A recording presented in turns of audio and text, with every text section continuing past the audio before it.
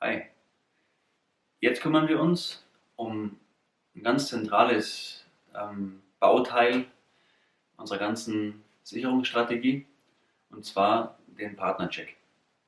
Es ist in vielen anderen Sportarten, wo es wirklich sicherheitsrelevant ist, auch üblich. Denken wir nur mal beim Tauchen an den Bodycheck.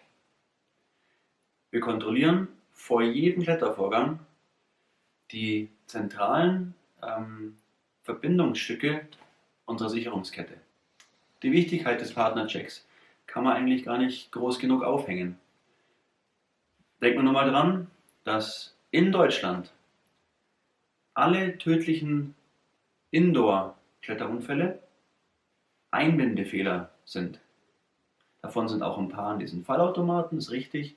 Trotzdem gelten die auch als Einbindefehler, weil dort immer der Karabiner falsch eingehängt worden ist. Zeigt uns nur, dort gibt es keinen Partnercheck und schon passieren bei trivialen Vorgängen auch schon Fehler. Hier seht ihr jetzt mal den Partnercheck komplett, bevor wir uns im Folgenden die einzelnen Schritte detaillierter anschauen.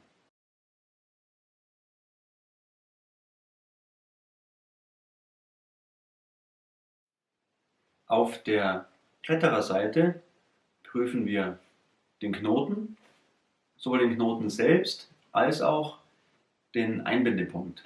Ist der Knoten am richtigen Platz des Gurtes befestigt? Als zweites prüfen wir den Gurt des Kletterers.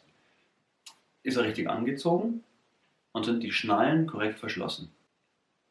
Auf der Sichererseite beginnen wir mit dem Funktionstest des Sicherungsgerätes. Ist es richtig eingelegt und löst der Blockiermechanismus zuverlässig aus? Als zweites prüfen wir mit dem Karabiner-Testgriff den Verschluss des Karabiners. Und dann, analog zur Klettererseite, prüfen wir den Gurt und damit ist der Partnercheck an der Person abgeschlossen. Als letztes, das wird eben gerne vergessen, wird der Endknoten im Seil geprüft. Das mag uns jetzt in der Halle mit einem langen Seil ein bisschen wie eine Schikane anmuten.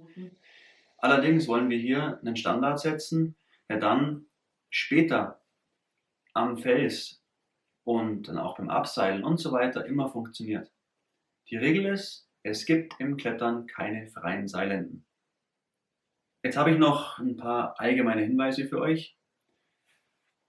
Man sieht beim Partnercheck ganz oft ein sehr unruhiges und auch wirklich nicht funktionelles Rumreißen am anderen.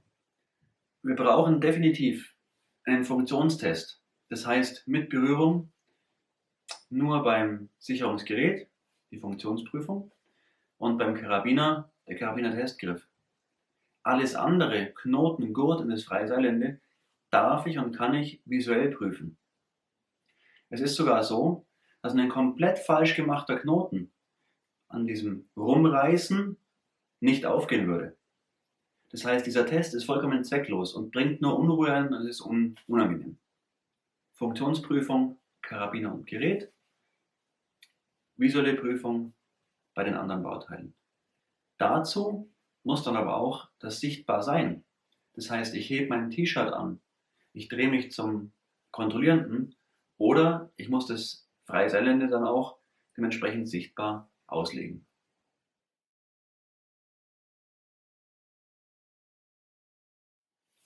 Damit haben wir den Partnercheck abgeschlossen und können uns jetzt vollständig auf unser Klettern konzentrieren und da ohne Hintergedanken unseren Spaß haben. In diesem Sinne, macht den Partnercheck konsequent und stay safe.